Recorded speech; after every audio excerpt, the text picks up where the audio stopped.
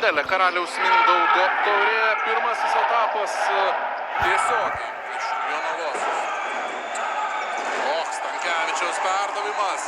Ir Paulius Juodis savo vyriausiojo trenerio postą ilgai neįsilaikė. O po pertraukėlės Henris. Skersas perdavimas. Aštonas. Galimybę atakuoti, jie ir naudojasi. Berniauskas, koks gražus perdavimas Dovydui Romančenkai. Šis laukia kamuolio kampe. Andersonas įstrigo tarp poros varžovų. Oskaras Pleikys. Yra 3 taškai.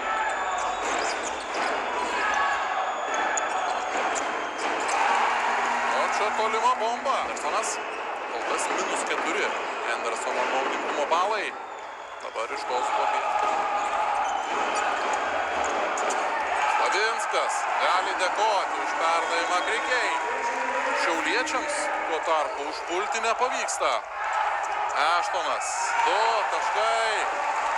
Šį nusprendė Aštonas. Kaslykas. Greitoje atakoje per 5 Naitas. Puikiai pradėjo jis rungtynes, žaibiškai sumetė 2. Henry. Greitą išpuolį. Aštonas. Rikė. Ir Matas Nes. Klysta Jonava. Redišas koks perdavimas nuo žemės. Maknaitas. Kontaktas 2 taškai ir pražanga.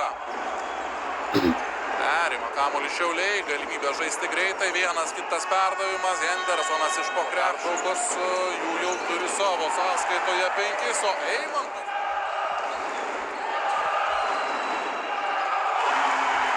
Kitoje pusėje. Pleikys.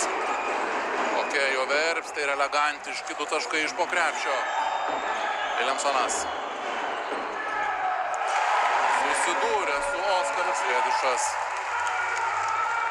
Šiandien sunkesnis vakaras lyginant su savo pirmąją sezono pergalę. Ir tuo pačiu sėkmingai atsidarydama Citadelė Karaliaus Mindaugo taurėje.